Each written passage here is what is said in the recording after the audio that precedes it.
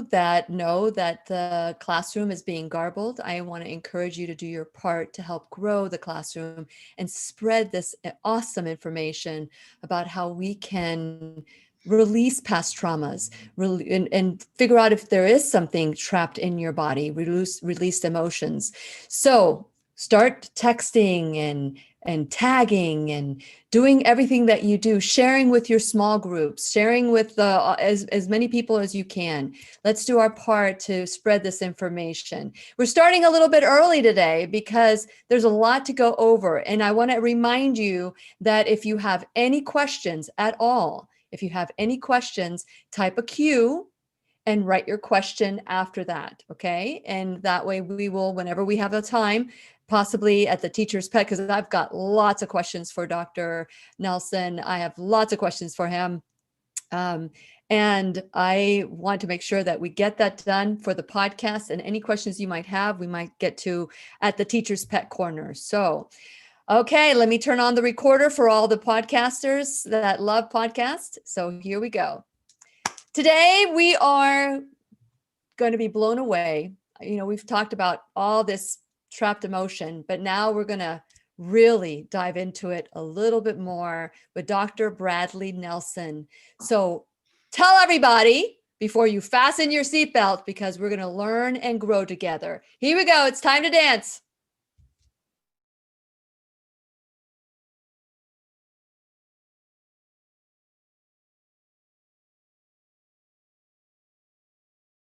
The Lillian McDermott Show. We love, we fear, bridges we burn, we make mistakes, then we live and learn. When life gets tough, and it seems like your best ain't good enough. If you're in need of hope, you know where I'll be right here. Right here, and when you need a friend, you can count on me. I'll be right here, waiting for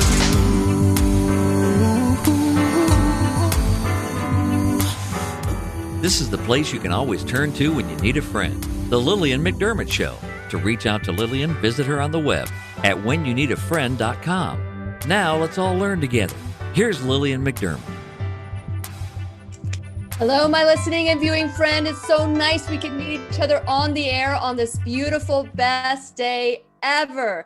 And for those of you who are tuning in for the first time, please know I've been waiting for you.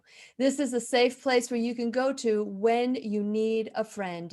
It is my commitment to provide alternative ways to heal, and it is my mission to make awareness, responsibility, and truth a part of our everyday life. And I hope you, my listening, as well as my viewing friend, will feel empowered to embrace a new truth and live the life of your dreams.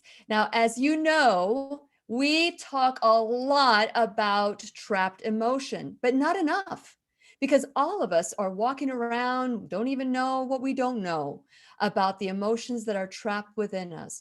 Some people say, I don't have any past traumas. Well, does your mama have past traumas? Because we're going to learn all about this with the co-creator, and I have to say co-creator because I know where this came from, of the emotional code, the emotion code, Dr. Bradley Nelson. This class, because I've texted some people that I normally don't text about, hey, listen to this and listen to this portion specifically about this portion, because it'll blow you away of what we can do to heal ourselves. And simply enough, with Dr. Bradley Nelson. And since it is our sole purpose in life to give and receive love and knowledge, I am grateful that Dr. Nelson is here to do just that. Welcome, Dr. Nelson, or should I say Dr. Brad, to the classroom. Yeah, Dr. Nelson, Dr. Brad, whatever. Okay. Thanks, Lillian. It's great to be here. I am thrilled. I mean, to get to have this conversation and now dance with you, that's even better. I'm so, and sometimes people, they just say, okay, I'm just going to do this, but there are other people that get up and start doing all it is about releasing emotion. It's about getting out of our head. And so I'm sure that in order for you to be the co-creator of the emotion code, that you had to get out of your head, and there must have been a journey. So share a little bit about your background and what led you to the emotion code. Well, interestingly enough, it actually goes back to age 7 for me. I was really sick with the measles, and I'd overheard my parents talking, and the plan was I was going into the hospital the next day, and I was going into something called an oxygen tent. Mm-hmm. And the tent part of that sounded kind of interesting, but I was too sick to really think about camping. Yeah. And so my parents had made a bed for me on the couch so I could be near their room. And this night, everybody else had gone to bed, and I'm lying there just feeling really ill. And my parents came into the room. And my mother said to my father, she said, honey, will you kneel down and say a prayer for our boy so that he'll be able to get well? And so they did. And so my dad starts offering this prayer. And in the middle of this prayer, not a long prayer, just a short prayer, probably the first prayer I'd ever heard him actually offer, this change started at the top of my head, and it went whoosh through my body to the soles of my feet, and I was instantly healed. Now listen, if any of you have experienced that, you know that of everything that has happened to you in your whole entire life, if you've had that experience, you know what I'm saying when I tell you that you don't ever forget that.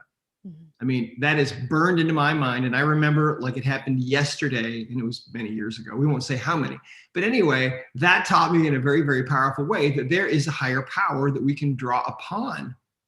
And so I filed that away. And so then about 7 years later, I ended up with kidney disease, and medically it was diagnosed, but my parents were told that I had about a 50-50 chance of survival. I found out years later from my mother, and there was nothing that could really be done for me. So my parents decided, since Western medicine had nothing to offer, they would take me to see some alternative doctors. And these doctors practiced out on the edge of town in a trailer house that was situated in the middle of a wheat field. But they would have busloads of people. People would charter buses from other states and drive all the way out there and come to see them because they were true healers. And they started working with me, and immediately my body started to respond. They were doing exactly what my body needed.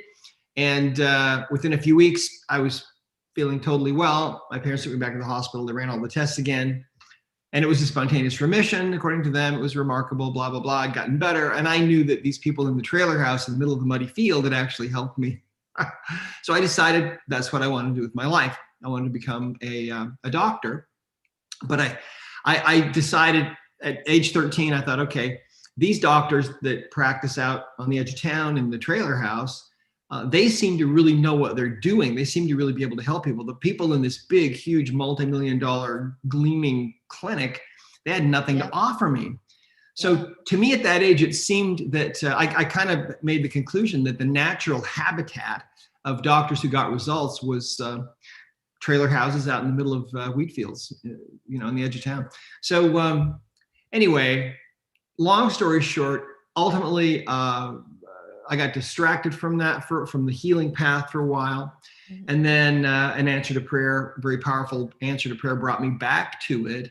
And when I got into practice, I figured, well, God's gotten me into this. Maybe he'll help me with my patients. So I developed this habit. And the habit was a very totally private, totally personal habit. But before I'd go to work on somebody, I would just take a moment and I would just ask God to help me with that person. It was just a momentary pause, really. And but I'll tell you something. I absolutely know that God or higher power, source energy, we all have different names for higher power. Yes, of course. But that higher power is totally aware of us at all times, because and I know that's true because in my practice, there were a number of occasions where somebody would come in to see me, and they would have problems that I didn't know how to address, didn't know how to deal with. And in response to that short, uttered, silent prayer, information would just flood into me like an avalanche of data and understanding. And that didn't happen very often. Over about 20 or so years, I can count those times on one hand.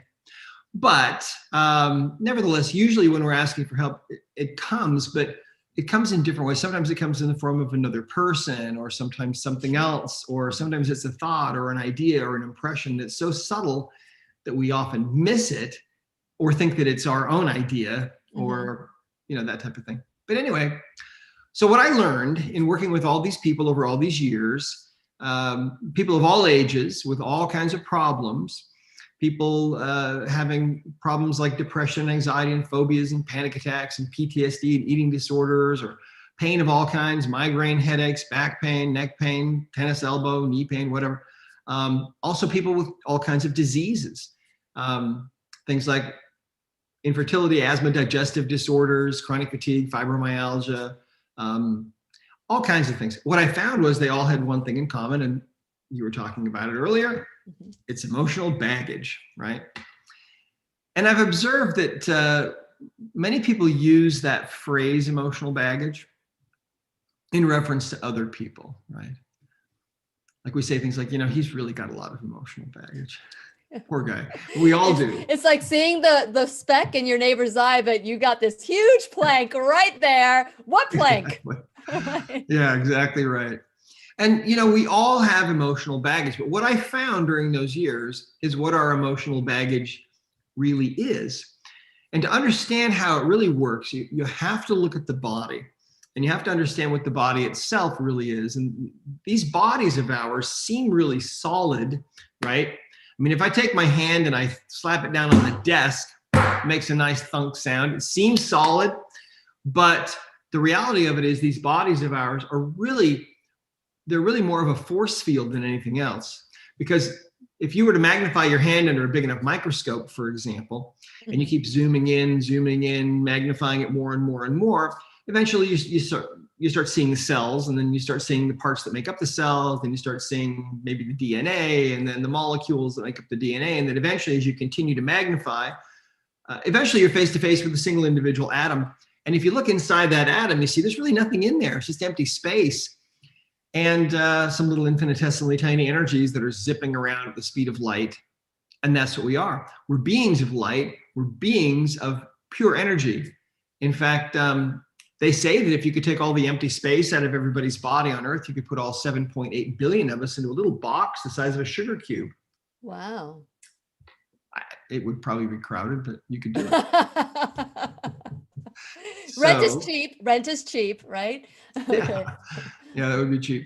So anyway, that's what these bodies of ours are. And so what happens is when you're experiencing emotions, and there's a whole range of emotions that we experience, and some are on the positive side and a lot are on the negative side, right? Mm-hmm. But when you're feeling a really intense emotion, like anger or resentment or grief or sadness or sorrow, whatever it might be, on a quantum level, okay, at the smallest level of energy, what's going on in the body is that your body now is vibrating at a different frequency than it was before. Mm-hmm. So every emotion has its own frequency. Every emotion has its own vibration.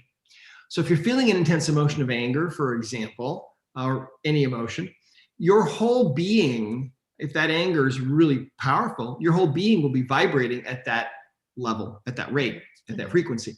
And so sometimes what happens is if that emotion is too powerful, that the energy of that emotion can become trapped in the body. And we call it a trapped emotion. And a trapped emotion is what we find is it's a little ball of energy from about the size of a baseball to about the size of a softball. And these can literally lodge anywhere in the body. And then what they do is they cause two effects, really. One thing that they do is they distort the normal energy field of the body on a continual basis. Mm-hmm. Now, the energy field of the body is the body, right? That's all the body is energy. So when you're distorting that energy field in some area, you're interfering with the chemical reactions taking place in that little ball of energy. Yeah. You're interfering with the blood flow, the lymph flow to some degree, the flow of chi energy, and so on. And so a big byproduct of that is physical pain. So what we see is that 90% of all the physical pain that people have actually has an emotional component. And one of the most powerful examples of this that I've seen, and I've seen many, but this one was great because it actually shows both sides. Every trapped emotion is like a dual-edged sword, okay?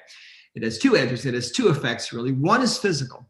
Mm-hmm. And so many years ago, this guy came in to see me and he had really severe low back pain. It was a 9 on a 0 to 10 scale. And so using the emotion code, I started to test him and found that he had a trapped emotion. It was from 20 years before. It had occurred then, and the emotion was anger. And he immediately pipes up and he says, okay, I know exactly what that was. It was a work situation. He'd been falsely accused of some stuff, and he was really angry about it. That emotion was very powerful. And instead of being processed like it should have been able to be processed, it got stuck in his body. So now he's got this ball of anger, okay, in his low back, gradually, tweaking and distorting those tissues in his low back. Mm-hmm. And after 20 years of that, now he's about ready to have surgery on his back because he can't stand the pain anymore. Mm-hmm. So I released that trapped emotion, which just takes a few seconds. Mm-hmm. And the pain went from a 9 to a 0, boom, just like that. Now, this is the kind of thing we see all the time. We have 7,000 people almost now that we've certified in 80 countries around the world to do this work. And there are lots of people that aren't certified that are doing it with their friends and family and so on. And they're all finding the same thing. This is absolutely true. So anyway, the pain goes from a 9 to a 0. The guy can't believe it. It's like a miracle. It's been going on for weeks. And he keeps walking around in my office and bending over and exclaiming. And it's just like a miracle. And I'm grateful. I was grateful that it worked so well. So that's an example of how trapped emotional energies can distort your tissue and can cause physical symptoms. But there's another side of it. The other side, the other edge of that dual-edged sword was demonstrated a couple of days later. He came back into me and he said, Dr. Nelson, my back pain is still gone. He said, I still can't believe it. But he said, when I came in here, I had another problem that I didn't really tell you about. He said, for as long as I can remember, I've basically been what you would call a rageaholic. And he said, I'm always yelling at my wife and my kids. Little things just set me off and trigger me. It's like I'm like a loaded spring, always ready to blow up at somebody. And he said, I've been to anger management several times, hasn't really helped me. And he said, I really have to watch the road rage. And he said, but since you released that trapped emotion of anger from me, I don't feel that anymore. I just feel kind of relaxed and I feel kind of peaceful, and things that used to set me off, I just float right through now. He said, how does that work? How did you do that? How does this? And I said, I don't know. Because at the time I was releasing trapped emotions just purely for the effect that they would have on people's physical pain. Yeah. But you see, what happens to us is we all have emotional baggage, and all emotional baggage, all those trapped emotions that you have will distort the energy field of the body, and they will cause physical symptoms of some kind. Oftentimes it's pain, but sometimes it's something else. For example, if you can't conceive a child, you may have trapped emotions in that area of the reproductive system. And then they're just messing with everything, distorting everything. And so, releasing those trapped emotions can help. What if you have allergies? Well, you might have trapped emotions that might be in your liver, and then that will tend to overload the liver. And then the result of that is often allergies.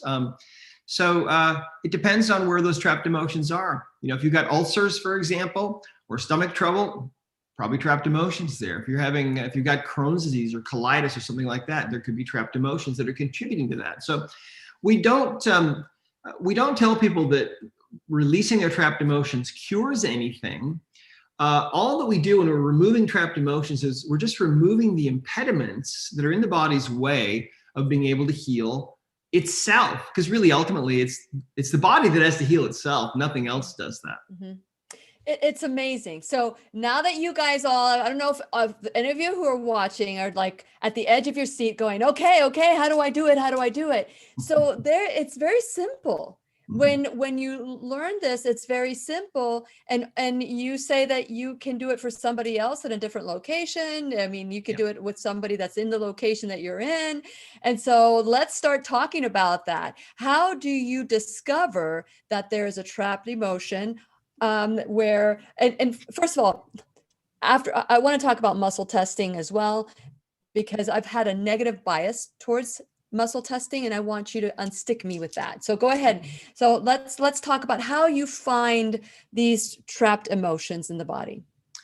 Well, first of all, you have to understand that we have a conscious mind, which is where we spend all of our waking hours, where we have our relationships and take our exams and we do our studies and we read things and watch things and so on. That's all conscious mind. Yeah. The subconscious mind is that other part of our intelligence that is actually vastly more intelligent than our conscious mind. And it's the subconscious mind that is archiving everything and remembering everything that you do, every face you've ever seen in a crowd, everything you've ever eaten or tasted or touched or smelled, the whole history of your health or disease, any emotional baggage that you have. Yes. It's all logged in that archiving holographic computer that we call the subconscious mind. Mm-hmm. So to find your emotional baggage, we have to tap into the subconscious mind. Mm-hmm. Let me share a story with you. I was at an event once, and I asked for a volunteer, and a young woman came up out of the audience, and so to kind of paint the picture for you of how this works, I muscle tested her to get some answers. And I think she was about 22 years old or so. And anyway, I had her hold out her arm parallel to the floor like this. And then I asked a question. I said, do you have a trapped emotion we can release? And her arm stayed strong, which is a yes. Means yes. Yeah. Uh-huh. And then I asked what emotion it was. Now we have a chart of 60 emotions, and it's divided up into 2 columns and 6 rows. I actually got your app. I have your app. I'll show it to people. Go ahead. Keep talking. Okay. Well, anyway, so how you do this is you simply ask, well, where is this emotion on this chart? Is it in column A? No. Okay. So it's in column B. That was strong. And, or column A, one or the other. Anyway, I found the emotion by going through questions that way. And the emotion was forlorn. So then I started asking if we needed to know more about this, and her subconscious mind said we definitely did. And then I asked, did this occur earlier than age 10? I got a yes. Did it occur earlier than age 5? I got a yes. And it went back to the first year of her life. It happened in the first year of her life. And I thought, okay, well, she's not going to remember anything about this. And I asked her, I said, do you have any idea what this is about? She had no idea. Now, at the beginning of this event, she had arrived with her mother. And so I had met the 2 of them. So I looked out at the audience, and there's her mother in the front row, and she's like this. And she's got her hands covering her mouth and her nose, and her eyes are huge. And I said, hey, do you have any idea what this might be about? And she was really embarrassed, but she said that she thought she did. She said that during those years, she used to use cloth diapers with her daughter. And one day she accidentally pinned her daughter to her diaper. Oh. And she didn't know about it until she changed her the next time. And so it gives us a little glimpse into how totally overwhelmed she must have been. And here's this poor baby with this safety pin through her flesh, crying and trying to get some help, and nobody's helping her. And so she develops this feeling of forlorn, which is forlorn is feeling kind of all alone and desolate and hopeless, all sort of rolled into one. So I asked if that was what had created this trapped emotion. The answer was yes. And so I released the trapped emotion. And to release a trapped emotion, you can just use your fingertips down the back or over the head, like so, just a few times, 3 times, or you can use a magnet if you want to, either way. And so we released it. And then I asked, did we release that trapped emotion? The answer was yes, it was strong. And so she went back and sat down. And I kind of forgot about this. About 10 days later, I get an email from this girl's mother. And she said, listen, she said, my daughter has had, I think she said since about age 9, she's had this problem with her hip and her knee, that it bothers her all the time. And she said, it's over the years, we've taken her to different people and nobody's been able to fix it. And she said, it's been gradually affecting the way that she walks even. But she said, the moment that you release that trapped emotion, from that moment, that pain in her hip and in her knees just been gone. And she said, not only that, she said she's feeling this new lightness of being that she hasn't felt before. And she's telling everybody about it. She said, I waited 10 days to make sure this wasn't some kind of a fluke, but it absolutely has fixed that problem for her. Amazing. And so this illustrates a couple of important points. One important point is your subconscious mind remembers everything that happened to you. It doesn't matter how old you were. See, she was only 1, but her subconscious remembered. And so we were able to go right to that and release it. Now, the other thing that's interesting is that we were able to do this in spite of the fact that so many years had gone by. And it's interesting how that emotional energy was apparently creating those physical symptoms, but it was also doing something else to her psyche. It was doing something else to her emotionally, because when we released it, she felt this incredible lightness of being that she hadn't felt before. Yeah. So think about your own life. Think about the things that you've experienced. I mean, when you were a kid, did your parents argue? Did your parents maybe go through a divorce? Were you bullied as a child? Did you used to cry yourself to sleep at night? Have you ever been through a breakup? Have you ever had a difficult job? Did you ever lose somebody close to you? I mean, everybody can say yes. Everybody can say yes to those questions. Yes. Everybody can. And so we all have emotional baggage. And the beautiful thing about it, though, is that now we have this really, really simple, easy way to find it and release it. And anybody can do it. Kids are learning it. Kids are having great success, in fact. And because they're open to this. They're open. They are just so, okay, I'll try it. And people, they say, well, this sounds too simple. It can't be real. So how important is belief when it comes to because we know about the placebo, we know about the nocebo effect as well. So Right. what do you say about someone who says, nah, it's not going to work on me? Well, it's important to have a certain level of belief, because I think that just about any doctor will tell you that if a patient comes to them and they have absolutely no belief that they can get well, they're not going to get well. Correct. It doesn't matter what the doctor does. Yeah. In fact, one of the most profound examples of this that I think I've ever seen is where Jesus goes back to his hometown, and he's been out healing the dead and cleansing the lepers and giving sight back to blind people and all that, and changing water to wine. He goes back to his hometown, and it says he couldn't do any miracles there because the people there didn't believe that he was who he said he was, right? Mm-hmm. So even as powerful as he was, so people do need to have a certain level of belief, but it doesn't take much, just a little, just a little bit. Yeah. And one of the reasons for the emotion code, one of the reasons for the book, and one of the things that's really helpful about the book is that we give people the scientific understanding of how this works and so on. So what I understand is that when people are experiencing a trapped emotion, not only are they responding in their life because now their energy and their energy field is being tweaked to perceive things differently, because that's going to alter their perception.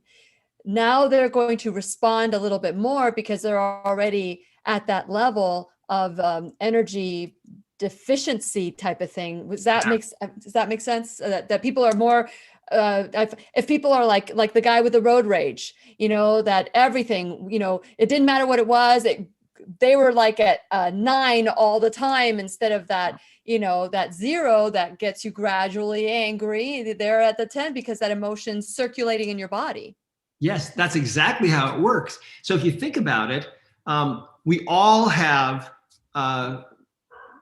probably several hundred trapped emotions if we're adults, from all the stuff that we've been through.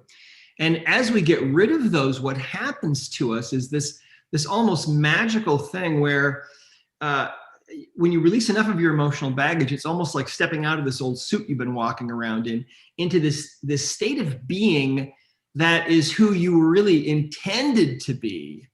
Mm-hmm. So your trapped emotions, you're not your trapped emotions, but your trapped emotions will distort your path and they will deflect you from your best destiny, I think. And so getting rid of them is such a beautiful thing, because we're able to get back to who we're supposed to be. We become better vessels for love and for healing. And it's a beautiful thing. It's part of the transformation that the world is going through. We were talking about this earlier, right? Mm-hmm. Yeah. And I was saying how, to me, it seems like the earth is actually kind of in labor trying to bring forth this new world that we're going to get to eventually. But part of getting there is cleansing ourselves, cleansing each other emotionally, getting rid of our emotional baggage, opening our hearts, to love again, and so on. Well, okay. So I want to go back to the muscle testing, because I have experienced people that want to sell me a product that they have through muscle testing. And lo and behold, they happen to have everything I need in their shop. To me, I would say I trust somebody that doesn't have anything to gain more than I would trust somebody that's muscle test me that wants to sell me a lot of product. Can you help me overcome that bias? Yeah, absolutely. Well, in the emotion code, what we do is we teach people different methods of testing yourself. Mm-hmm. And ultimately, testing yourself we believe is really the best way to do it, because then it takes out other biases and so on. Mm-hmm. But I'll tell you something, muscle testing, I believe, is really a gift from the Creator for us to be able to help ourselves and help each other. Mm-hmm. But there are certain things that muscle testing really should not be used for. And I think that's where people get into trouble. It should never be used to try to predict the future, for example. And if you have some kind of ulterior motive, there you go. And that ulterior motive can change the testing. That's right. Right. And so you have to be careful about that. And that's why testing yourself with a really open mind and no preconceived biases is really helpful. Yeah. So let me tell you a story about this, because I learned a hard lesson about this myself. Okay. My wife and I have 7 kids between the two of us. Okay. And 8 total. And when we had girls, we had 2 girls that were 4 and 2 when we had twin boys that arrived on the scene, and the workload increased exponentially. Some of you might be able to relate to this. And anyway, so when they were, I think, 3 years old, my wife was just thinking, okay, that's it. We're done. We're not having any more kids. And all of a sudden she has this almost like a vision in her mind of this little girl. And she's saying, wait, you mean you're not going to have me? And my wife just thought, well, oh my gosh. Okay. Yeah, we'll have you. So suddenly she was open again. Well, so a few months later, she gets pregnant. And we're excited. This little girl coming to our home. And so we're super excited. And I used to have women that would come to me for me to test them to see what sex their baby was going to be. Now, after the first trimester, you can get pretty good answers about that. And I was about 98% accurate. See, I had no vested interest. I didn't care if the baby was going to be a boy or a girl. It didn't matter to me. Right? Exactly. Yeah. But now all of a sudden, this girl is coming. And so we're excited and we're muscle testing. I'm testing my wife. Okay, is it going to be a girl? Yes. Okay, fantastic. Let's paint the bedroom, pink, whatever. And then she had the baby at home. And it didn't turn out to be Elizabeth. It turned out to be Joseph. And I thought, wait, how is this possible? Because all along, we've been getting these answers that it was the girl. But see, let me tell you something. The subconscious mind is like a puppy. It wants to please you. And the subconscious mind senses if you want the answer to come out a certain way, it's going to do what it can to help you, see? And that's why muscle testing can be, muscle testing is great and we use it all the time.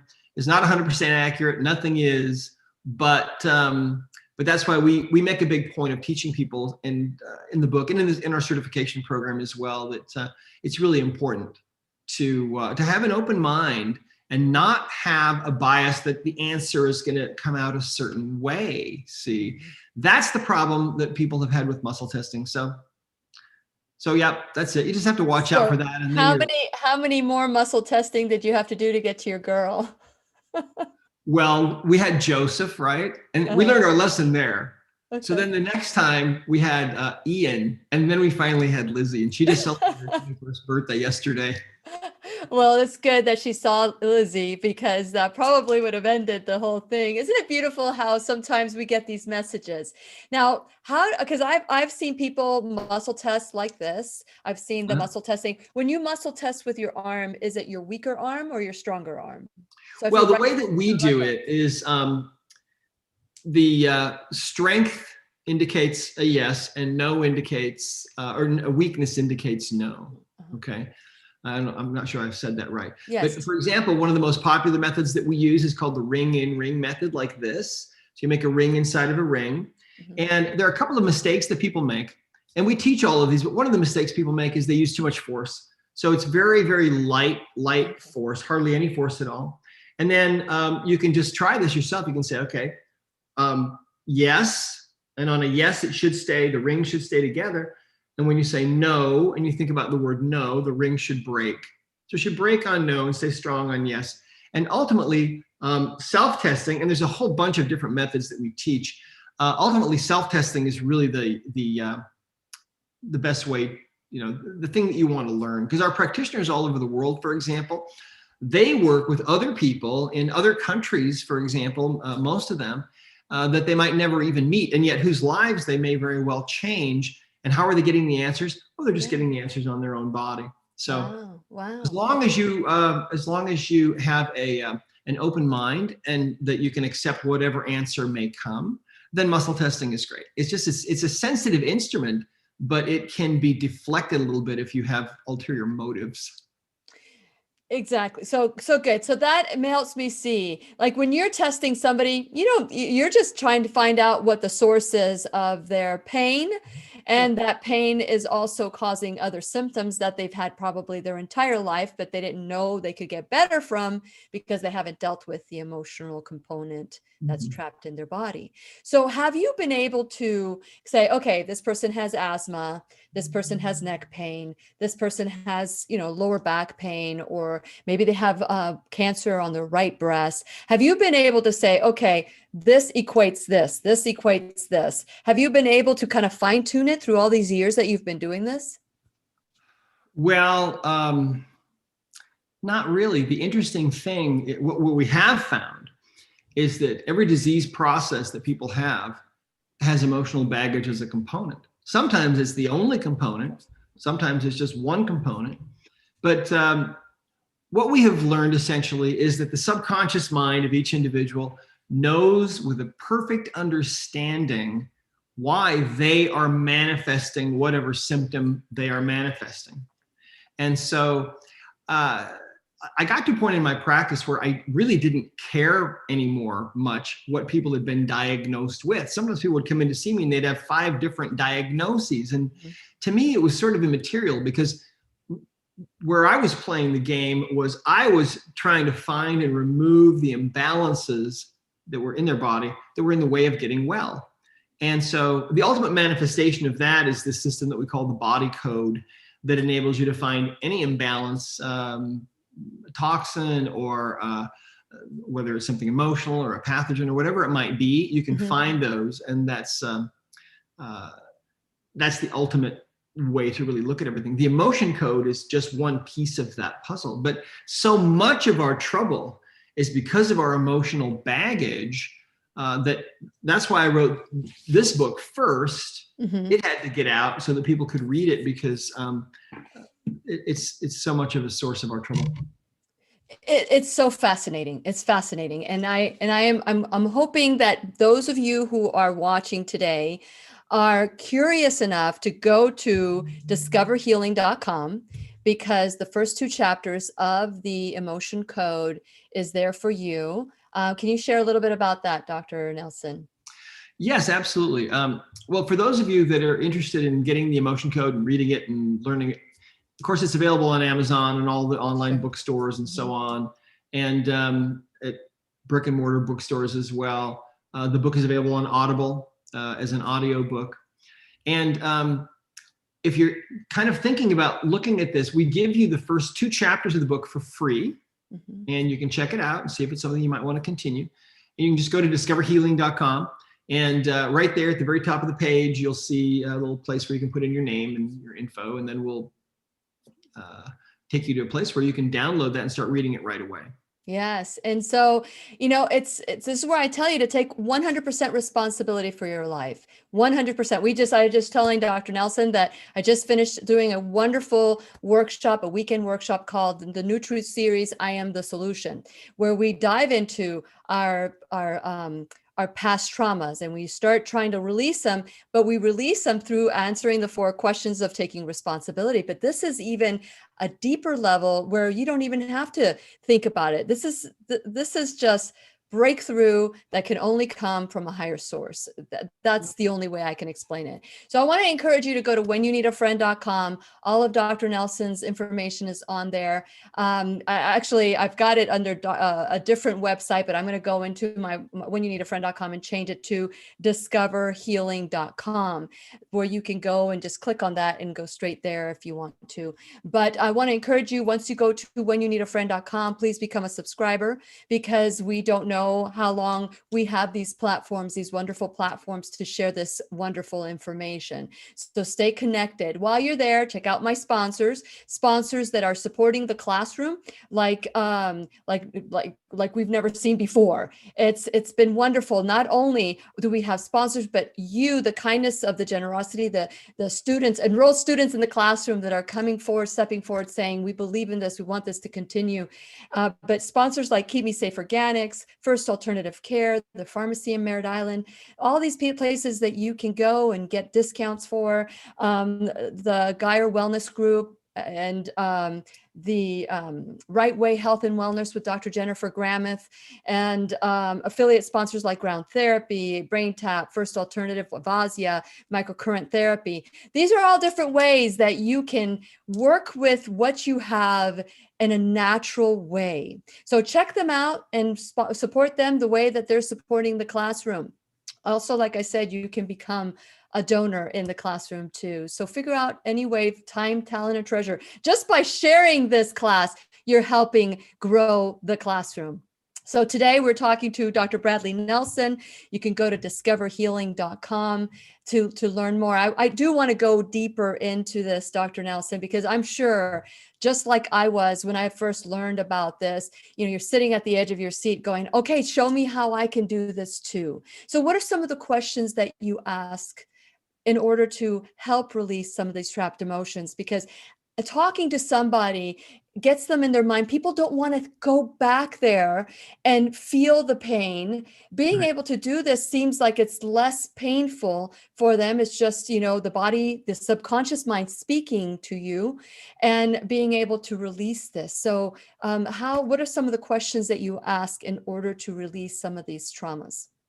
Well, first of all, it's important to understand that the emotion code developed in this environment, in my practice, where I had, if you can imagine, I've got a room full of people in my lobby that have been told there's really no cure for them. Correct. And I'm trying to book them in 10-minute segments. I don't have much time. I've got to cut right to the chase. And so I didn't have time for people to go back and relive and re-experience all the emotional trauma. Not that that's a bad thing necessarily, but that's not how this works. That's not what this is about. What the emotion code is a lightning fast way to discover and remove the energy of those emotions that is stuck in the body. And so there are many, many stories I can share with you. Let me, in fact, on our website, we have a lot of testimonials. Sure. We have over 10,000 testimonials, really, and every day we get. I think this stuff works, right? on our website. Yeah. But to give you an idea, here's an interesting one that came in just the other day from a guy named Robbie in the Netherlands. He said, one night I woke up with a terrible toothache. It was around 2 a.m. and I couldn't sleep anymore. I was suffering so much. I was about to call the emergency desk and go to the hospital. It was dreadful. Then suddenly the question popped into my head. Could there possibly be some trapped emotions causing this horrible pain? Well, that might seem strange. You got a toothache, but that's the question that he asked. So I gathered all the willpower I could find, jumped out of bed and started sway testing. And that's a method where you stand up and on a yes, the body will sway forward slightly. And on a no, the body will sway backward. So I started sway testing for trapped emotions. And yes, I had some trapped emotions that were causing the tooth pain. With the release of each emotion, my toothache instantly subsided. With the fifth and last emotion released, the pain was practically zero. I then went to bed feeling on top of the world, knowing the power of the emotion code. So, I mean, you never know. Here's another one. This is a really fun one. Just to show you how this can be done at a distance and how it can also work with animals.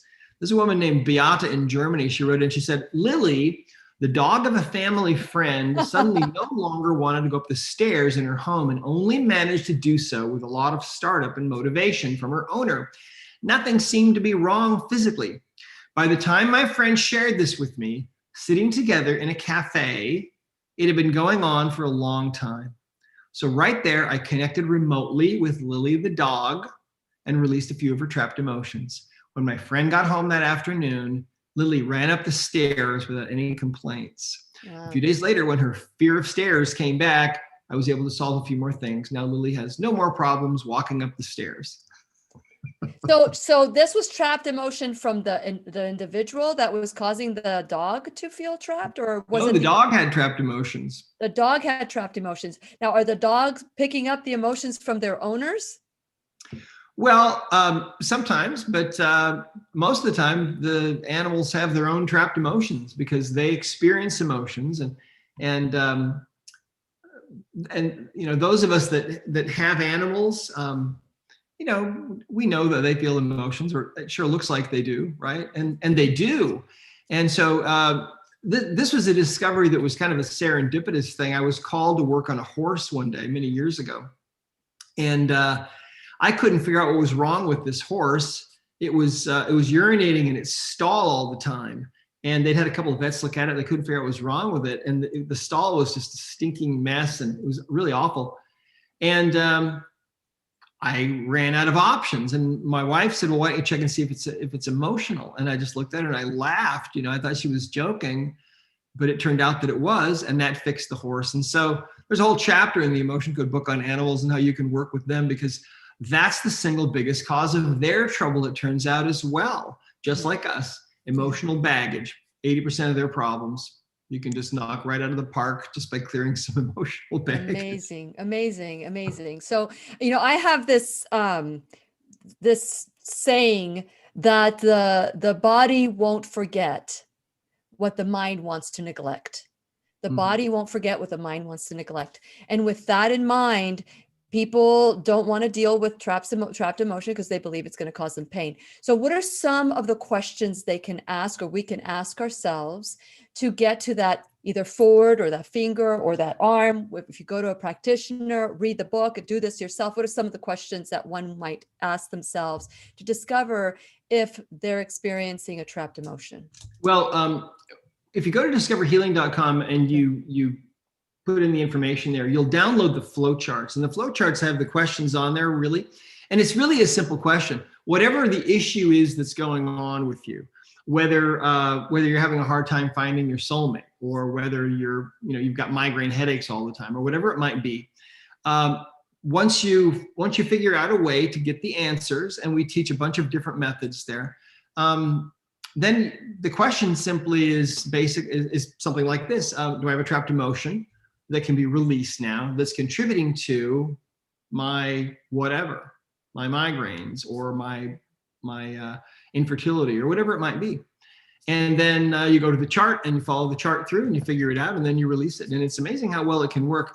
I want to share one more. Yeah, there you go. You can get this chart on an app, and it's the Emotion Code. Check it out so that you have it. I mean, we're our own MD. We can be our own MD, our own medical detectives, Yeah. So keep going, Dr. Nelson. Oh yeah. Well, here's one. This is from a woman named Sabrina in a place called Valbonne in France. She said, 20 years ago, I had a big car accident with 2 whiplashes in a row. It was very painful. And for years, I had substantial neck problems and vertigo. The agony became worse over the years, and because I had children, I could not get any rest. Eventually, 5 years ago, my body collapsed with neuralgia, and I had to stay in bed for days. The pain was so intense that I went to see several doctors and chiropractors, but it did not help very much. Sometimes it was so excruciating that they could not even touch me. Then I heard of the Emotion Code, and it was like a miracle. I healed myself. Today, I can play tennis, run, look after my kids, and work once again. This method saved my life. Many thanks. I want to share it with everyone who's in pain, because I know how much things can improve, and they can. But you do have to be open enough to actually try it. But it's really all about quantum physics. You see, here's how it works, okay? That body of yours is an energy field, right? Now, when you have emotional baggage, each trapped emotion is like a little ball of dark energy that is in that energy field of yours. Mm-hmm. And so as you remove those, what's left is the being of pure light that is who you're intended to be. And so it's really that simple. This is just a way to really quickly find those and remove those. Yes. And your kids can do it. They can have great success. In fact, I'll share one more story if I've got time. Sure, absolutely. We have 10 minutes. Okay. I met this woman at one of our events, and she told me this story. She said that she bought the book, The Emotion Code, and bought the book on audio, and started reading it and listening to it. And her son started reading it and listening to it. And he started practicing, she noticed, with his friends, and she thought it was kind of cute, didn't pay much attention. But a couple of weeks later, the phone rings, and she answers the phone. And the woman on the other end of the phone line identifies herself as the mother of one of this woman's son's friends. Mm-hmm. And she says, listen, I need to talk to you. She said, my son has a severe phobia of water. And, you can have a phobia to anything. And he had a phobia to water, she said. And she said that this had been going on all of his life, and they had tried everything to fix it, taken him to all kinds of people. Nothing had ever fixed it. She said, right now I'm at the community pool. She said, my son is out playing in the water with the other boys for the first time in his whole entire life. She said, your son did this. Wow. How is this even possible? What in the world is he doing? Those two boys are only 11 years old. See, that's how easy this is. Yes, yes. So you ask yourself the question, is whatever I'm going through caused by, emotion trapped in my body? And if the answer is yes, then you pick up the chart, or you just say, what's the next question that you would ask? Sure. Yeah. Well, Lily, if you want to, we can release something from you if you want. That would be great. All right. I'll show you how it works. Okay. Let's see. So, and you've got the chart there on your screen. Yes. Yeah. Okay. So there you go. Yeah. That's what it looks like. Right. And I've got the chart here too, just a little miniature chart. And you have it on a magnet. People can buy that chart with a magnet on his website. You can go to Discover Healing to our store and buy the chart, the magnet chart. And you had said that also you can use your fingers because we're magnetic beings. Yeah. When I was first discovering this stuff, I thought you had to use magnets. But and you can, and we do use magnets, but you can also just use your hand because it's also magnetic. Exactly right. Mm-hmm. So there's a meridian that we use. It runs from the tailbone straight up over the top of the head to the inside of the upper lip. That's called the governing meridian. And we'll use that meridian. Okay. Now, to work on somebody remotely is a little different from working with somebody live and in person. Okay. But let me show you how this is done. Okay. First of all, because this work came from up above, we like to take a moment before we begin and just have a moment of silence and ask for some help from up above. Okay, so we'll do that right now.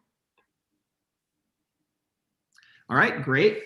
And so now I'm going to be muscle testing for Lily. Now, the human body has this amazing ability built right into it to set aside its own needs to act on behalf of someone else. So we call this working by proxy.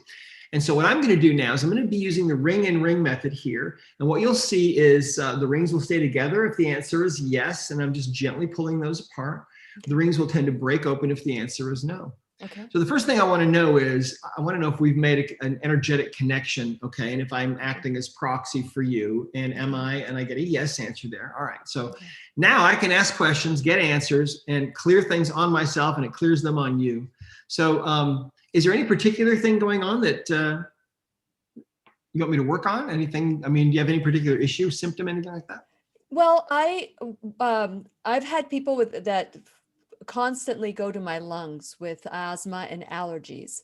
And so one of the questions I was asked when somebody was like reading my body energetically, she called it a scan. She was scanning me. She said, what happened to your mom when she was pregnant with you? And my mom had a nervous breakdown. She was in England, and my mom and dad. My dad was in the Air Force, so my mom, being from both my parents are Latin, and they're like sun all the time in the sun. But when they went to England, there was no sun the whole entire time. It was cold, and of course, trapped emotions on her end caused a breakdown. She did not know how to deal with it. And she was pregnant with me at the time. Yeah. So people think that that's the root cause, but I want to get rid of it. I want I want allergies to not be a part of what my life is about. So I'm open to that. All right. Well, let's take a look then. Because see, the ultimate source here is your subconscious mind. Your own spirit within you knows exactly what's going on. So let's ask this question. Do you have a trapped emotion that we can release that's contributing to your allergies? I definitely get a yes answer. Okay. So now we go to the chart of emotions and we simply ask which column the emotion is in. Because your subconscious mind knows, I have no idea. Is it in column A? No. So it's in column B. So we have 30 emotions left out of 60. Okay. We've divided the list in half. And so it's in column B. Is it in one of the odd rows in column B? Yes. So now we have 15 emotions left. It's got to be in column B, row 1, 3, or 5. So is it in row 1, column B? Yep. So we have 5 emotions left now out of 60. So it's either effort unreceived, heartache, insecurity, overjoy, or vulnerability. Let's see what it is. Okay. Is it effort unreceived? No. Is it heartache? No. Is it insecurity? No, that's week 2. Is it overjoy? Nope. Is it vulnerability? Nope. Okay, now, here's what happens. When you're taken to a column in a row and you can't figure out what the answer is, what's happening is the subconscious mind has taken you as far down the road as it can, and it won't take you any further until you figure out that this was actually what we call an inherited trapped emotion. So we ask this question, is this an inherited trapped emotion? And it is. So is it inherited effort unreceived? No. Inherited heartache? It was an inherited emotion of heartache, okay? So you got this from a parent, one or the other, at the moment of conception, okay? Now, who'd you get this from? So this goes back earlier, probably than them. I don't know. Did you get this from your mom? You did. Did she get this from somebody earlier? She did. From her mom? Yeah. And did she get it from somebody earlier? Yeah. Did she get it from her mom? So we have mom already, 3 generations. Does it go back further than that? It does. How many generations? 10 generations? Yes. 20? No. 15? Yes. 16? Yep. 17? 18? Okay, so 17 generations this goes back. So you never know what you're going to find. But if we say 17 generations times about 28 years for a generation, that comes out to about 476 years. I knew I was carrying everybody's burden. From the moment I was born, yeah. Okay. So this comes to about 1545 is what shows up on, in the calculation. And that's accurate within maybe, 10, 20 years or something. I don't know. But that gives us a rough idea. So 17 generations. Did this originate with a female? Yes. Okay. So a grandmother of yours all the way back experienced an emotion of heartache that was very powerful. That emotional energy then has been shared down the line all the way down to you. And I'm a generational pattern shifter. Go ahead. Keep going. Yeah, exactly right. And that's right. Some of us are vessels of release for the ancestors, and so if you are, that's a blessing. So do we need to know anything else about this? We don't. So let's release this. I'll use a magnet, and what I'm going to do is just 10 swipes over the governing meridian to release this inherited trapped emotion. Now, what we ask is, did we release that from you? Yes. Did it also release from your mom? Yep. And from her mom? Yep. And from all those other ancestors? Yep, all the way back to the very beginning. It clears from everybody, see? So we just made a dent in the universe, boom, and there's a party going on the other side somewhere. And so that's how we release an inherited trapped emotion. And that's usually how you find those, is you're looking for a trapped emotion and you get to a place where you can't figure out, the answer, and then it's inherited usually. And it was in column B? It was in column B, row 1, and the emotion was heartache. Heartache. Yeah. And how would that manifest in me? Thank you, by the way, Dr. Nelson. Wow. What an incredible gift. Thank you so much. Oh yeah, no worries. Well, I mean, so, and here's the thing, typically in an emotion code session, we might release 8 to 10 or maybe more trapped emotions, right? Yeah. So this is one. So do I have more? Do I have more? Well, do you have another one we can release? This related to your allergies? Yeah, you do. You want to clear another one? Sure. All right, let's do it. Okay, so this next emotion, is it listed in the chart in column A? It is. Okay, it's in A. So now we've eliminated half the chart. So out of 60 emotions, let's see. Let's figure it out. Is it in one of the odd rows in column A? Yes. So again, I'm looking at the chart here, okay? And it's in one of the odd rows in column A. Is it in row 1 in column A? No. Is it in row 3 in column A? Yes. So now we have 5 emotions left out of 60. Row 3 is crying. I don't know if you can even read that. Crying, discouragement, rejection, sadness, or sorrow. Let's see what it is. So is it crying? No. Is it discouragement? No. Is it rejection? No. Sadness? No. Sorrow? No. So here's another inherited emotion. When you take into a cell and you can't figure out what the emotion is, you ask, is this inherited? And it is. So did you get this from your mom? You did. And did she get it from her mom? No. So this came from her dad. So a different line of the genealogy. Wow. And how far back does it go? Does it go back 10 generations? No. 9? No. 8? 7? This one goes back 7 generations. So usually I use 28 years for a generation. So that comes out to about 196 years, minus 2021, because it's about 1825. Okay.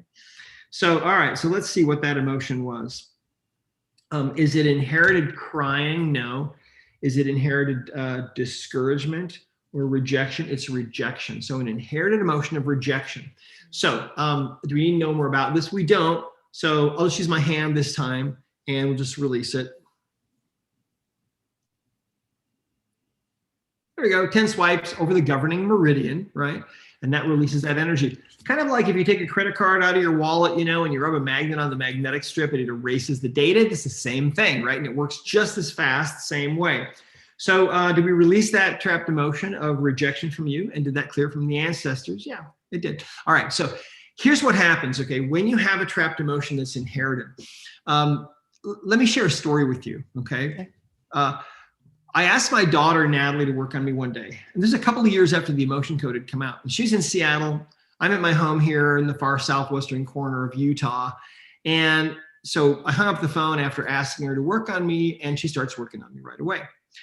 And right away, she finds that I have an inherited trapped emotion of hopelessness that I had gotten from my father, that he got from his mother, that she got from her mother, that she got from her mother. And it went back in the mother's line 22 generations, back to probably the 1400s somewhere. We think that this woman lived in Ireland, doing the genealogy a little bit. But anyway, my daughter arrives at that. It started with that woman all those generations ago. And all of a sudden, my daughter can feel the presence of this grandmother standing right next to her. And she can feel her emotions. She can feel how desperate she is to have this emotional energy released from her posterity, because that's what she passed down. Who knows what she went through, right? Hopelessness. She can also feel, my daughter can also feel how overwhelmed with gratitude this grandmother is that this is being done, right? So my daughter releases that trapped emotion. Well, it turned out that I had shared that trapped emotion of hopelessness with my daughter when she was conceived, so she had it too. So my daughter released from everybody. She can feel it ripple through all those generations, all the way back to the 1400s. And then the amazing thing that happened for me was I'm sitting at my desk working, and the moment that was released, I had this experience, and I'll try to describe this. Imagine you're born next to a factory, and this factory is running 24 hours a day, 7 days a week, and there's this continual hum coming out of the factory. Well, after a while, you wouldn't even notice it, right? Well, that's what it was like for me. It was like there was a factory somewhere that was producing this feeling of hopelessness for me. And it was this low-level background feeling that was just there all the time. And I battled with it. I mean, when I was writing the emotion code, if anybody would have asked me at any time during that process to describe in one word how that felt, I would have, without any hesitation, I would have said hopeless. It feels hopeless. Well, so anyway, that feeling suddenly was gone. That background music was gone. And the silence was deafening. And for my daughter, she's one of the most amazing artists, painters. She paints in oils and sketches. So she's absolutely unbelievable. She never painted a thing. And I think if that had not been released, I mean, a year after this was done, she had a showing in Seattle with all of her art that was just pouring out of her. It was unbelievable. If that hadn't happened, if that hadn't been released, I think she would have died an old woman, taken her artistic talent to the grave. So think about your own life and what you might have going on. And if your ancestors had trouble. Wow. Thank you. Thank you so much for that. Now, because everything has a side effect. I mean, when you take ownership for your life, the side effect would be joy, because you're taking ownership for that. What are some of the symptoms or some of the signs that somebody has released this emotion? Like right now, I feel like back pain right now, but I don't know if it's something that it's in me, but is there anything that you notice for people? Well, oftentimes, if there is physical pain or some kind of physical symptom, oftentimes that physical symptom will disappear or go away. Now, did you say you're having some pain right there? I don't know if it's just tension from all of this. I don't know, but it just all of a sudden came on, like it gets from my left shoulder right by my spine. Okay. Well, if we've got time, we can address it. Okay. Robert, can you stop the clock, please? Or you know what? Why don't we address that after in the teacher's pet corner. How about that? Or Robert, will you give me extra time? Because Robert is the one that's the clock holder. You just tell me what you want. Okay, can you stop the clock? Mm-hmm. Okay, thank you. Okay, go ahead. Okay, great. We're going to go a little longer today for the podcast. You guys get to enjoy this as well. Because I give them a teaser. I say, go to the live show. So yes, I just got this pain, and I often get this pain back there. Okay, so we can address that. Let me ask you though, if you could rate it on a 0 to 10 scale, 0 being no discomfort at all, and 10 being the most you can think of, how would you rate it? I would call it a 3. I have a high threshold for pain, so I would say a 3. About a 3. Okay, fine. Mm-hmm. All right, so here we go. We're still connected. So let me ask, is there a trapped emotion we can release now that's contributing to this discomfort that you're having there? And I get a yes. Okay, great. So we go to the chart. And is the chart in column A? No, it's in column B. Is it in one of the odd rows? Is it in row 1? No. Is it in row 3? No. So it's in row 5, column B. So is the emotion conflict? No. Is it creative insecurity? No. Is it terror? No. Is it unsupported? No. Is it wishy-washy? No. So it's inherited trapped emotion day here for you. Oh my gosh. This is also inherited. Now watch this. Okay, here's the interesting thing. We're going to see what happens. We're going to see how much this trapped emotion, see what it's doing to you. Okay. So is this inherited conflict? No. Is it inherited creative insecurity? No. Is it inherited terror? Yes, it's inherited terror. Did you get this from your mom? No, this came through your dad. Did he get this from somebody earlier? Yeah, from his dad. Yep. So dad, did he get it from somebody earlier? No. So this came from your paternal grandfather. Okay. He went through something, experienced an emotion of terror, at some point in his life that was powerful enough. It got stuck in his body. Science now is bearing out that animals and people pass down these traumas, but science doesn't know how they do it, but this is how they do it. I'm telling you right now. So, do we need to know anything else about this? We don't. Okay. So let's release this. Okay. 10 swipes. 1, 2, 3, 4, 5, 6, 7, 8, 9, 10. Did we release that from you and from your dad and his dad? Yeah, cleared it from everybody. Now, go ahead and just move around a little bit and let's see how it feels now. 0 to 10. It was a 3 before. I would say it's a 1. Okay, it's a 1. Good. It's a 1. All right. It's still noticeable. It's still there, but it's not a 3. It's not a 4. Okay, good. All right. Do we have time for one more? Really quick? Yes. All right. Yes. Let's see. Okay. Is there another trapped emotion that's contributing to this problem? Yeah. Is it in column A in the chart? It is. Okay. Is it in one of the odd rows? Is it in row 1? Yeah. Okay. So 5 emotions left. Is it abandonment? No. Is it betrayal? No. Is it forlorn or lost or love unreceived?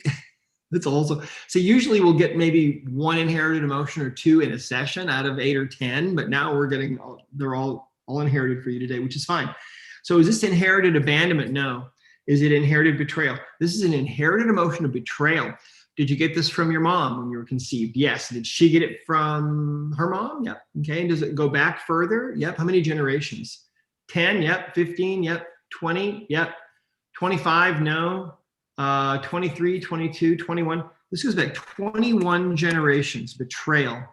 21 times 28. Now, you're asking what this might do in your life. These energies will tend to radiate their frequencies out into the universe, and they will tend to draw these things to you, okay? Mm-hmm. So you might have ended up being betrayed partly because of this energy. See, so 588 years minus 2021, about 1433, give or take, 20 or 30 years. All right, so here we go. Let's ask, do we need to know anything else about this? We don't. So to release it, see, here we go. 1, 2, 3, 4, 5, 6, 7, 8, and 9. I think that was 10. There we go. 10 shots there, 10 swipes. Did we release that? And from you, did it clear from everybody else?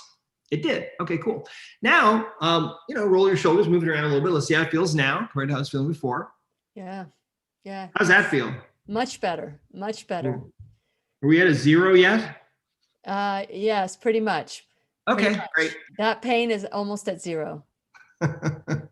Unbelievable. Yeah. You are blowing me away. And I'm sure that there's lots of questions today. We only have 15 minutes, but Dr. Nelson, will you come back? Because this is so important for people to see how quickly we can release it. We don't have to go through all this.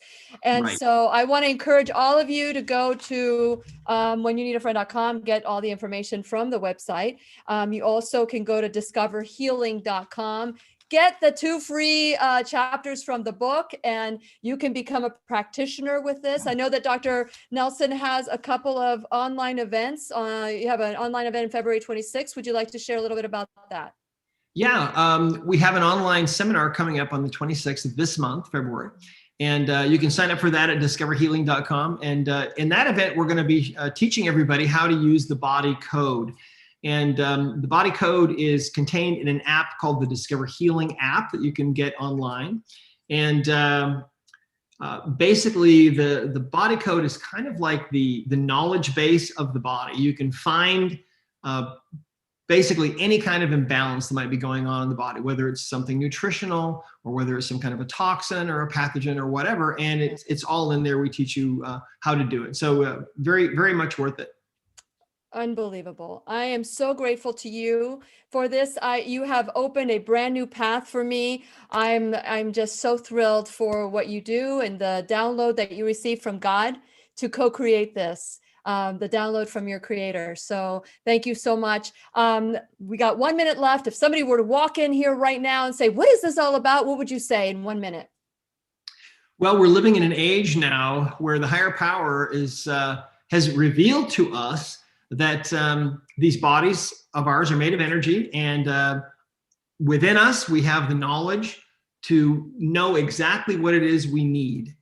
And there will always be a need for Western medicine and acute care and so on, and that's fine. But there's so much that you can do to heal yourself, and it's time for you to take this seriously, because you can heal yourself, you can heal your families and loved ones, and it's time. It is time. It is time. Thank you so much for your generosity of your time and for sharing this for thousands of other practitioners. If you guys want to go to a practitioner, you can go to discoverhealing.com and you can find someone who has been certified. I would love to get certified, actually.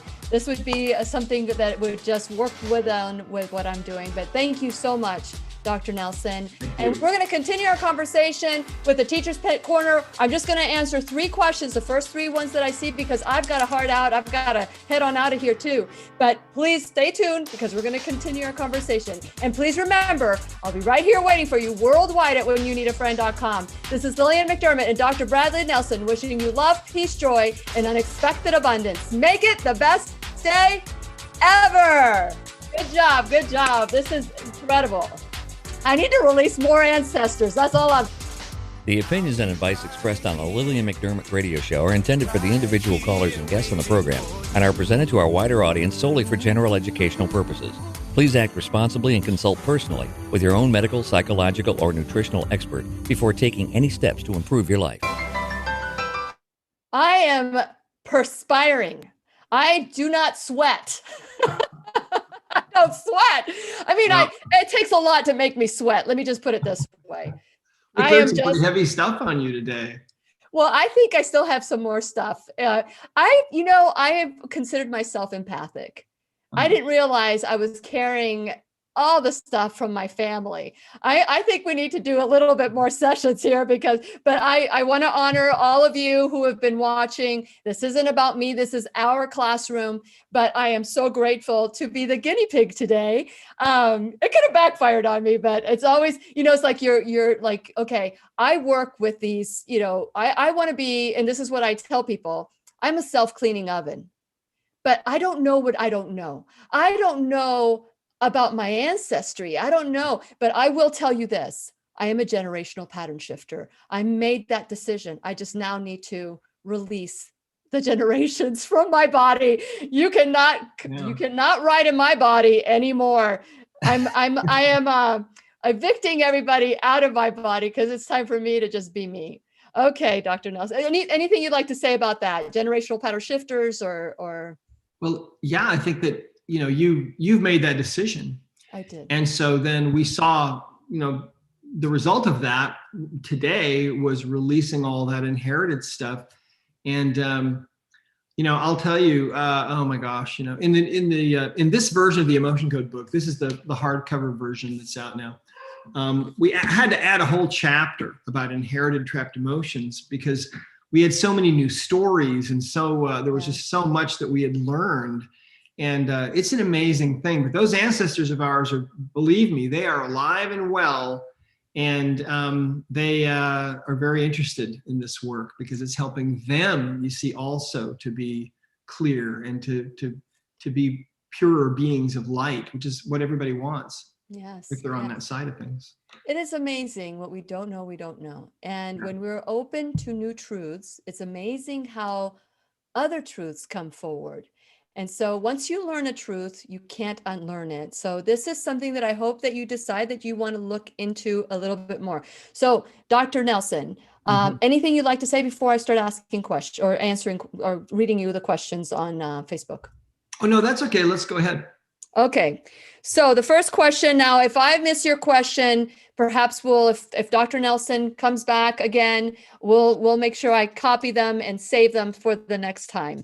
Okay. So Irna says, how can the practitioner and clients prevent them from receiving negative energy from each other? What can you do besides shielding? Shielding. I think that's what. Shielding. Okay. Shielding. Well, one of the things that I do, it's really about intention. See, it's all done through intention. And so the most important thing that you can have, if it ever is an issue for you that you seem to be picking up energy from other people that you're working on, just have a really clear intention that you are not going to absorb any of those energies.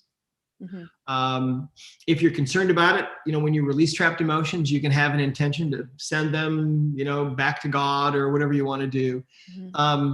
I've been doing this long enough that I basically just kind of have a built-in intention. When I ask for help from up above, that's part of my intention is, I also don't want to take on anybody's baggage. And it's never really been an issue for me, except one time. And I learned my lesson, so. Okay.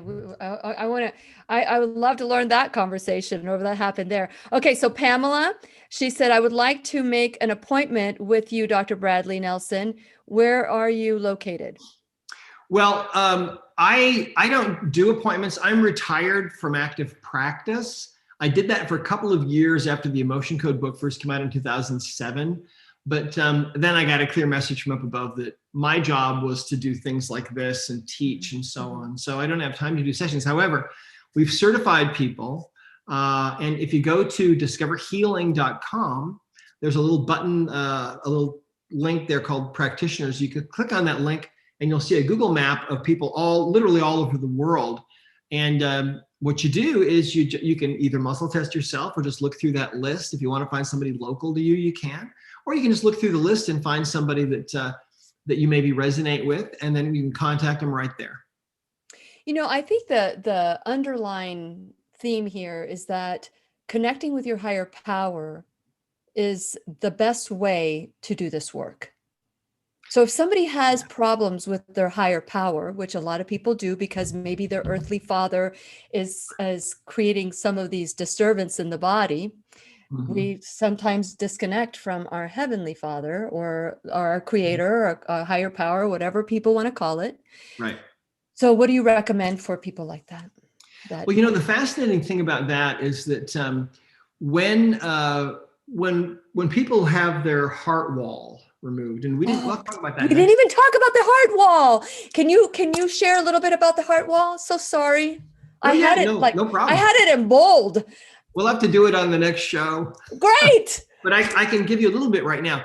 What happens to us, you see, the heart is really another brain. It's filled with gray matter and white matter. Most of the messages between the brain and the heart are traveling from the heart to the brain. The brain that is in your head is obeying the messages sent by the brain that is in your heart.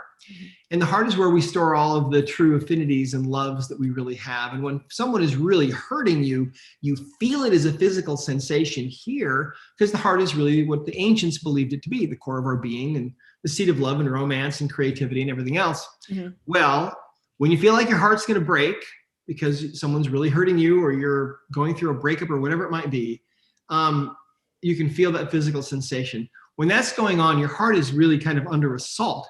And so what will happen is the subconscious mind will put up a wall around your heart made of layers of your emotional baggage, you see.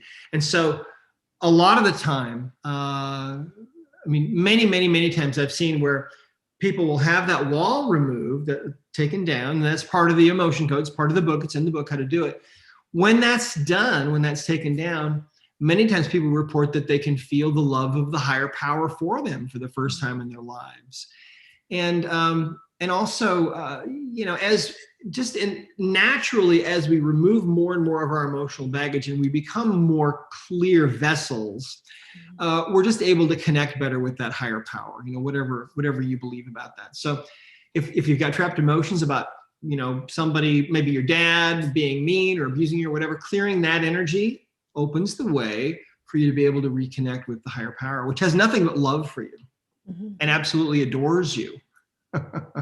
And so if somebody is feeling like they don't belong, or they're having a hard time finding a mate, or if they're feeling that, there's maybe heart palpitations, or maybe they have heart disease, could that be part of the heart wall? Well, people oftentimes report those things improving when the wall is taken down. We discovered this on my wife, and that was one of the symptoms that she had, that she never really felt like she belonged in any group that she was ever with, even friends that she'd known, forever. And she always felt like she was the odd person out, like she didn't really belong until that wall was taken down. And it's, I believe, one of the most powerful things, if not the most powerful thing you can do for your own health and wellness, is to get rid of that wall, because 93% of people have this wall. They put up a wall, and then they're going through life with this wall, trying to find their soulmate, trying to find love, trying to create success, trying to create a healthy body. Meanwhile, they're totally hampered and kind of disabled because of that wall. So if I had a heart wall, you would be able to feel it? We can test you to see if you've got one. Can you do it? Let's just do me. Just do me. Let's just take all this off. Let's get rid of it. I am just hoarding you. Okay. So here we go. Well, here's how you do this basically. Let's ask, are we still connected? We are. Okay, good. So do you have a heart wall? Yeah, you do. Can we clear an emotion or release an emotion from your heart wall? We can. Okay. So same drill. You go to the chart. This first emotion is, see, your subconscious knows what this first emotion is. I don't know what it is. I'm not creating it. Your subconscious knows what it is. I have to figure out what your subconscious knows. So this is kind of how we play charades with your subconscious mind. So is this emotion in column A? Yes. Is it in one of the odd rows? Yes. Is it in row 1? No. Is it in row 3? It's in row 3. Okay. So the emotions there in row 3, column A, are crying, discouragement, rejection, sadness, or sorrow. So let's see what this emotion is. Is this emotion crying? No. Is it discouragement? No. Is it rejection? No. Sadness? Yes. Okay. Sadness. All right. So do we need to know more about this? We do. All right. So generally what we do is we'll kind of divide your life in half. So I usually ask people how old they are, but sometimes. I'm 57. 57. Okay, great. All right. So did this occur earlier than age 30? It did. Earlier than 20? Yes. Earlier than 10? Yes. Did this occur earlier than age 5? Yes. So the emotion was what again? Sadness. Sadness. Did this occur earlier than birth? Yes. So did this occur during the time that you were in the womb? Yes. Okay. So what we'll do is we'll divide that up into the 3 trimesters. Did this occur in the first trimester? No. Second? No. Third. So third, sadness in the 3rd trimester. Now, let's ask, do we need to know more about this? We do. So in other words, the subconscious mind will have a certain amount of information that it will need to have brought to conscious awareness before it will allow the energy to be released. And in your case, it's asking for a little more detail. So let's ask, was this your emotion that originated with you? No. So you absorbed this then from your mom, I'm assuming? Yes. Now do we need to know more about that? No. So sometime in that 3rd trimester, your mom was really, really sad. And she's vibrating at that frequency. You're in the womb, you're vibrating at that frequency too, and it gets stuck in your body. You've had this all along. So do we need to know anything else about this? No. Now, what this will do is it will tend to make you feel sadness more easily, right?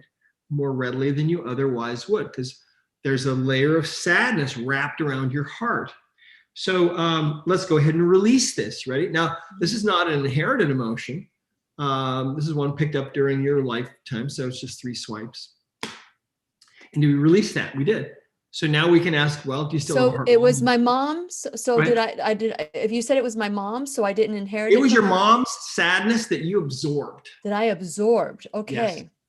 So it's a trapped emotion. It's just that it didn't originate with you. It originated with her. Mm, And then you absorbed it. mm. She was the one that was really feeling it. But I then I can because you're- imagine. Yeah, get you're it. part of her. You were feeling it too. I get it. So, but you still have a heart wall. Now, it might take, a session. It could take 3 sessions to release all the emotions in a heart wall. It just depends. Sometimes the heart wall is multiples. Sometimes it's just a few. You want to clear one more? Sure. All right. So can we clear another one from your heart wall? Yes. Is this emotion in column A? No. This is in B. Is it in one of the odd rows? Yes. Is it in row 1 or 3 or 5? It's in row 5. Is this one conflict? No. Creative insecurity? No. Is it terror? No. Unsupported? No. Wishy-washy? No. So this one's also inherited because all of those were a no. So is this inherited? Yes. Is it inherited conflict? No. Is it inherited creative insecurity? So this one is inherited creative insecurity. Now, creative insecurity is this emotion of feeling insecure about creating something, okay? And that's what we're here to learn how to do, is to create, right? So this one kind of throws a monkey wrench in there, throws a wrench in. So did you get this from your mom? Yes. Did she get it from somebody earlier? No. So at conception, she passed this to you. And let's go ahead and we'll release this one. Yeah.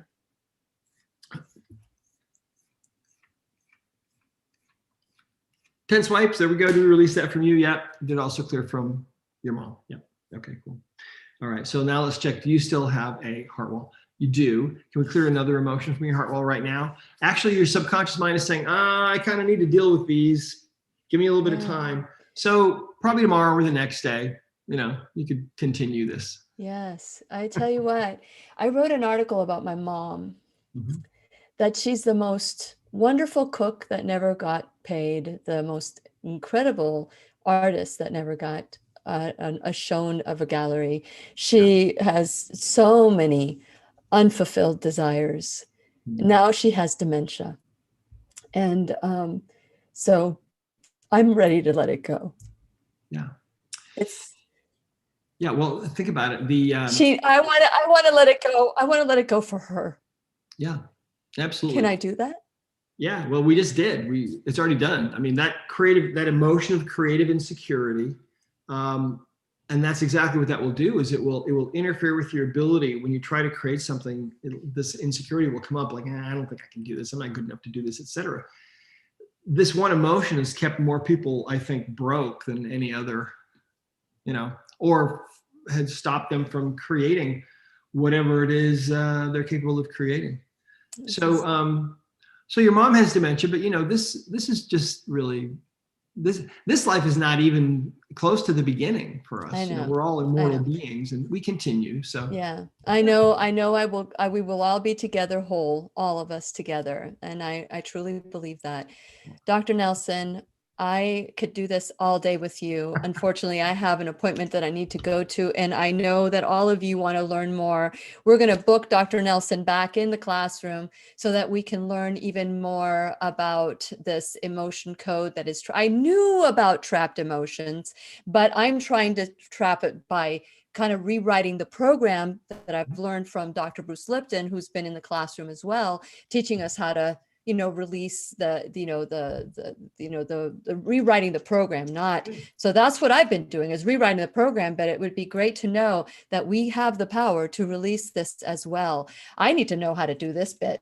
I need to learn how to do that. So I want to, from the bottom of my heart, say thank you so much for that, because no one's ever really spelled it out like you have. And I'm so grateful to you. So I'm looking forward to the next time you join us in the classroom. I'm sure all of you are too.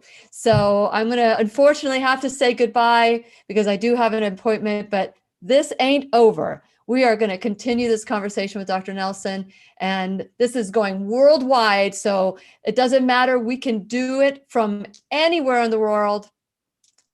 I'm thrilled. I'm speechless. I'm just going to say any last words. I'd let you be the last word, Dr. Nelson. Well, thank you so much, Lily. I just appreciate the opportunity to be on your show and to connect with all of your followers. This work has to go to the whole world, and its destiny is really to change the world. The world has to get changed. I mean, it has to, but this is part of that. It's a piece of that. And it starts with you and with you helping yourself, healing yourself. And so I just want to thank you for this opportunity. And I'm really looking forward to the next show. And I also have to tell you, I've done somewhere between 1,000 and 2,000 shows over the last, 13, 14 years. But this is the first one that I got to dance on. Dancing does change the world, doesn't it? It changes. So you ready to dance next time with me? That's wonderful. And I hope all of you dance too, because, sometimes we take ourselves too seriously and sometimes it's just a way to also release trapped emotion, which is to dance. So I'm ready. I don't know about you guys, but I'm ready. Thank you so much for watching today. Go to discoverhealing.com. Download 2 chapters of that book, or maybe even go to Dr. Nelson's February 26th. You can also become a practitioner and start your own business. And imagine you doing this for the rest of your life. What would that do? How would that change your life? Anyway, I am just thrilled.